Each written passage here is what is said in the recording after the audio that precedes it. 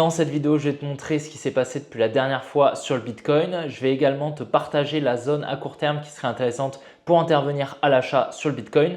Par la suite, on ira analyser la Bitcoin dominance et ce que je vais attendre sur cette dernière pour potentiellement voir les altcoins surperformer le Bitcoin dans les prochains mois. Par la suite, on ira voir mon analyse sur le Runder, le Solana et on finira par mon analyse sur le AKT pour faire une petite mise à jour de ce que je t'avais partagé dans les précédentes vidéos.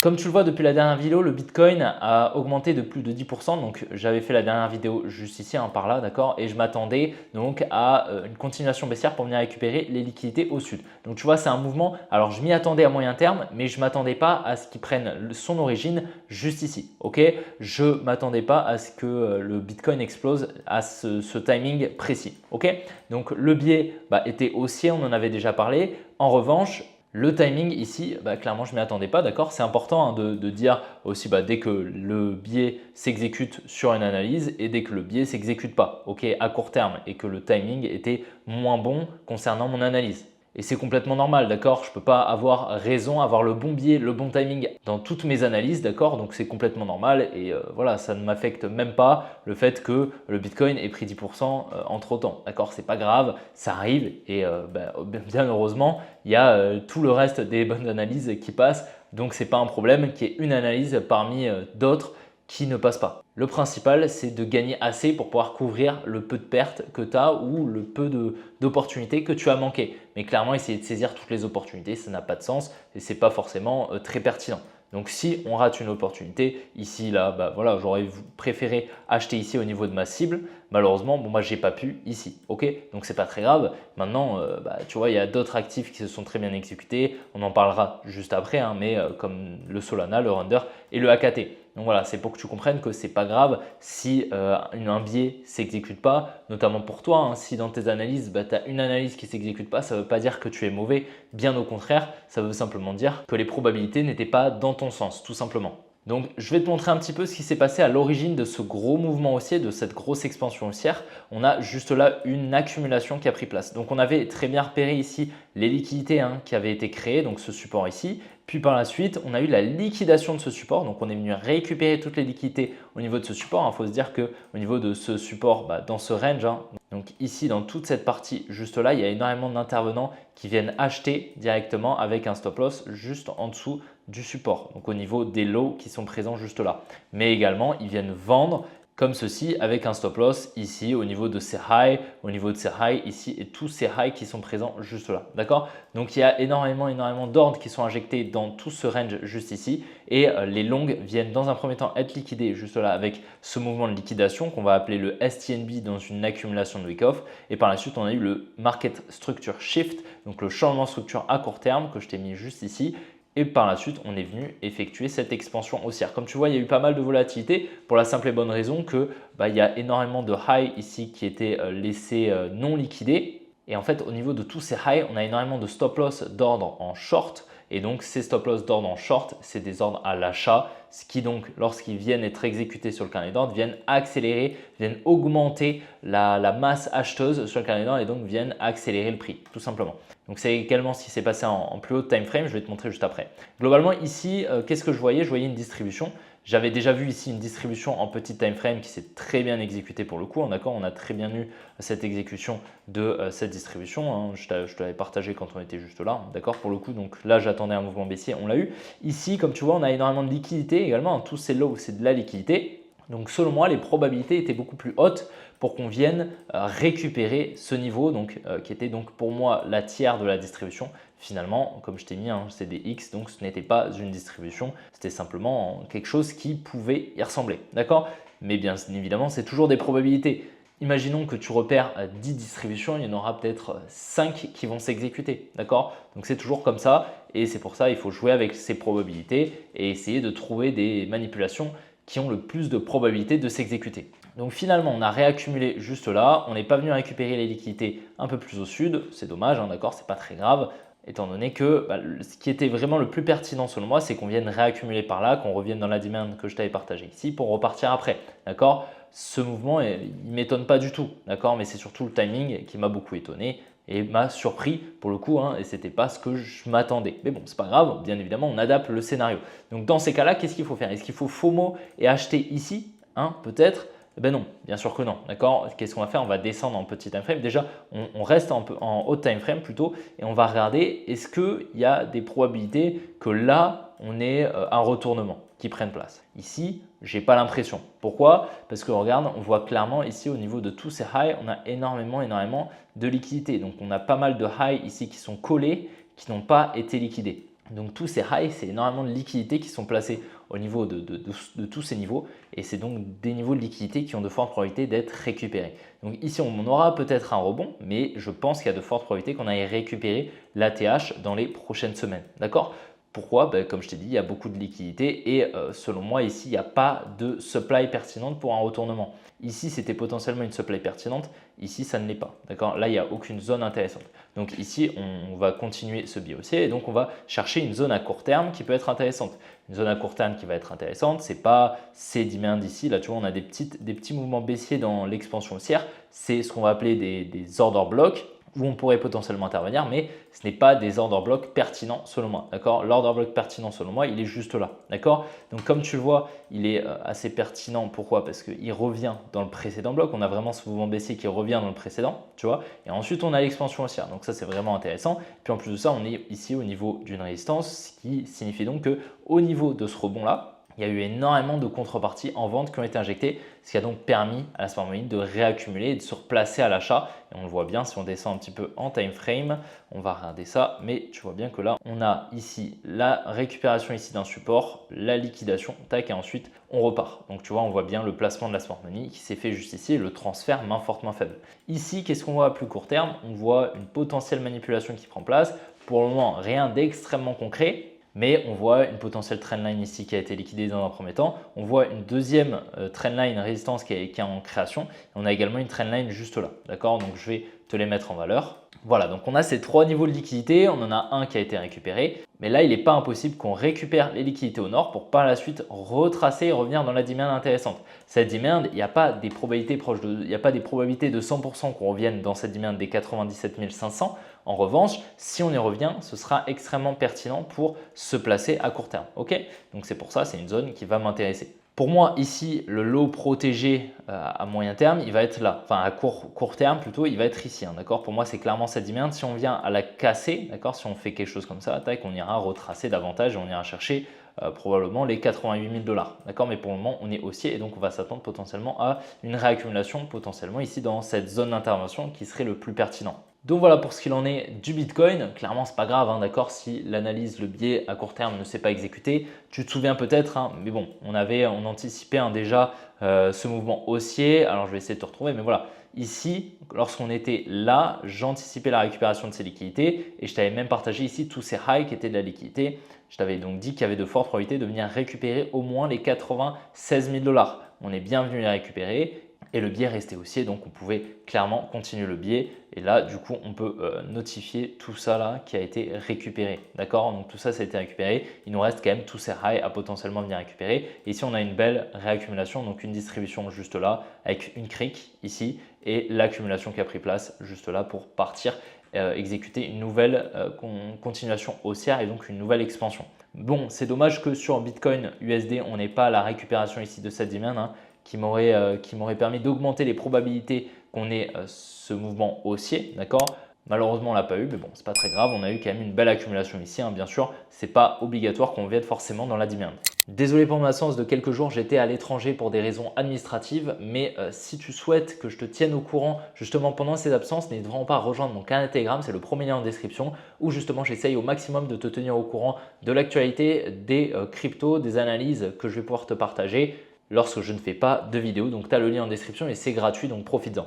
Concernant la Bitcoin dominance, donc la Bitcoin dominance pour te rappeler, c'est un indice qui représente le pourcentage que prend la capitalisation totale du Bitcoin par rapport aux capitalisations totales des cryptos. Et donc là, comme tu vois, le Bitcoin est actuellement à 63,39% sur la capitalisation totale des cryptos et il est monté jusqu'à 65,39%.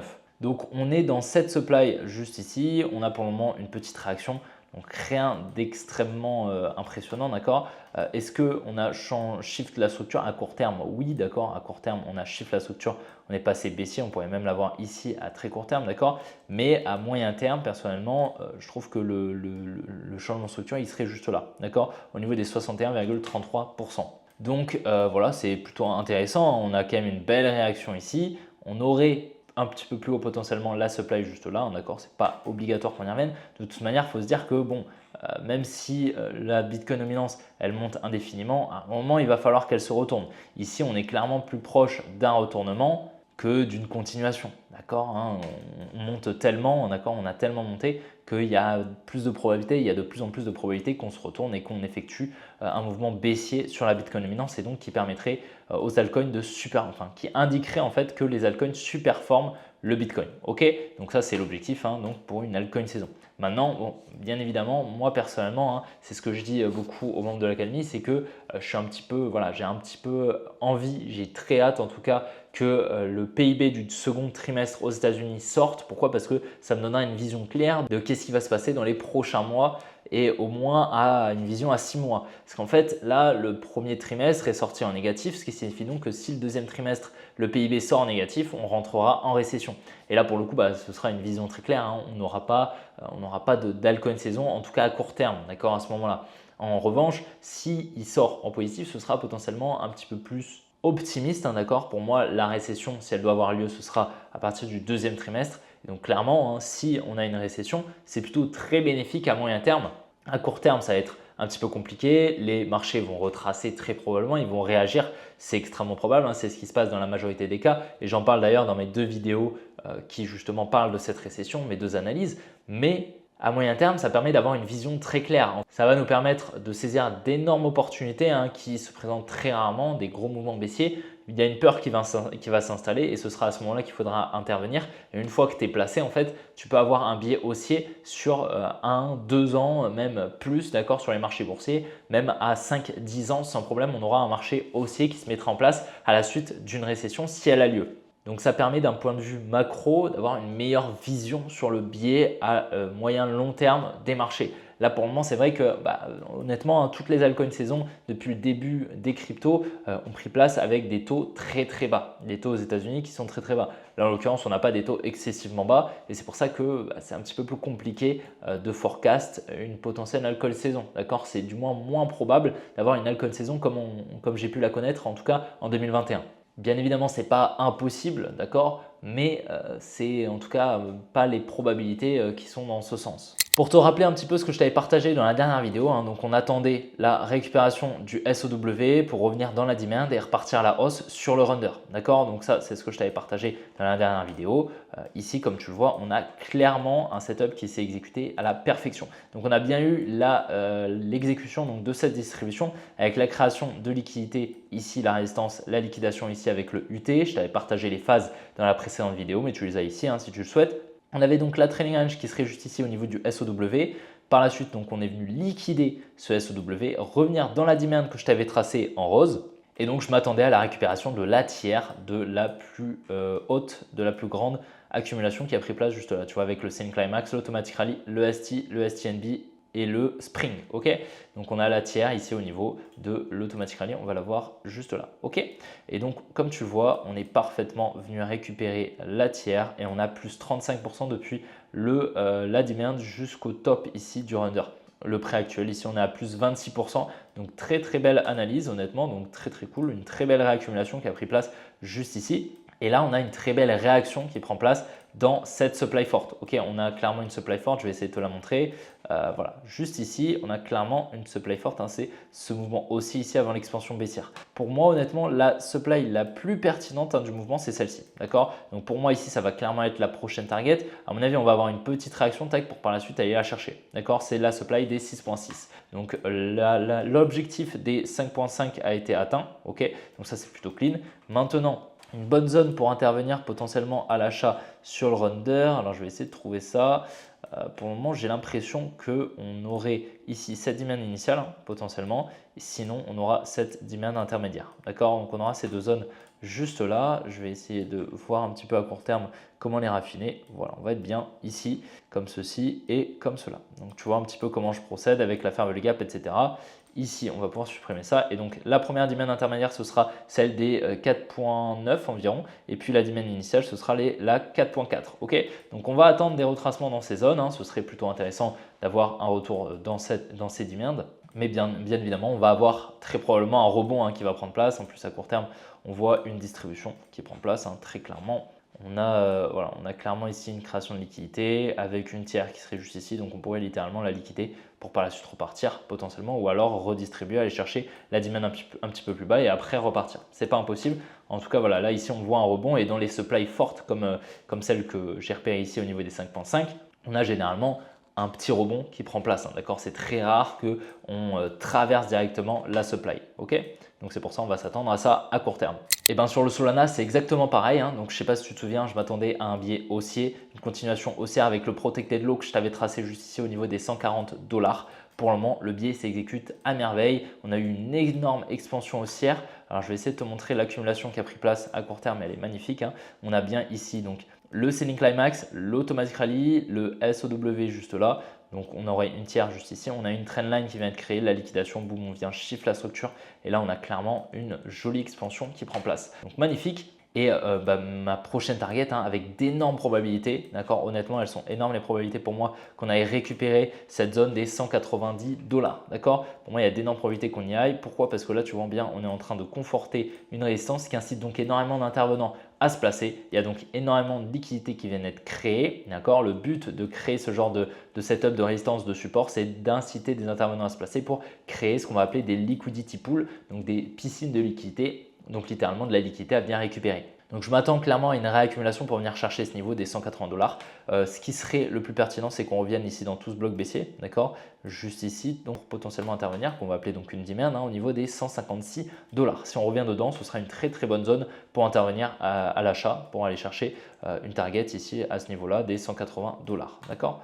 Donc pour le moment, le biais s'exécute très bien à court terme. C'est clairement ce qu'on attendait, ce que je t'avais partagé dans les précédentes vidéos. Et à court terme, ici, j'ai l'impression qu'on distribue, tu vois, légèrement. Donc ce serait vraiment super pertinent qu'on distribue, qu'on aille récupérer cette demand. Tu vois, on aurait le Buying Climax, l'Automatic Rally ici, la tiers qui serait juste ici, la Trendline juste là. On vient inciter des intervenants à se placer, on vient liquider la Trendline et donc on s'attendrait à la liquidation de ce niveau. Juste ici pour aller chercher la demand dont je te parlais juste avant. Tout comme sur Runner et Solana, le biais s'exécute à merveille sur le AKT. Comme tu te souviens peut-être, je t'avais partagé l'analyse il n'y a pas très longtemps. C'est pour moi un des altcoins qui a vraiment un setup assez bullish. Même à long terme, d'accord, on est bien revenu ici dans cette demand. On est venu liquider pas mal de gros niveaux. On a eu ce qui pourrait s'apparenter à une accumulation juste ici. Donc plutôt intéressant. Et puis on a donc cette target qui serait les 2,5 $ sur le AKT. Comme tu vois, on a eu quand même un petit mouvement qui a pris place depuis la dernière fois. On a eu environ 25% ici jusqu'au top plus 46. Donc ici, on voit bien une réaccumulation qui a pris place. Pour moi, ici, le Protected Low, il serait juste ici, voire ici. D'accord? Si je le raffine un petit peu, on pourrait faire quelque chose comme ça, attaquer, repartir à la hausse. C'est pour le moment ce que je vais privilégier. Mais clairement, je pense qu'on devrait avoir une continuation haussière qui prend place jusqu'à la supply des 2,5 $ sur le AKT. Comme je t'en avais parlé déjà dans les précédentes vidéos, il y a quelques vidéos. Et donc voilà, j'espère vraiment que la vidéo t'a plu. C'est n'hésite vraiment pas à la liker et à t'abonner si ce n'est pas déjà fait. Dans tous les cas, on se retrouvera très bientôt pour une prochaine vidéo et n'oublie pas de me rejoindre sur Telegram. Allez, ciao les gars!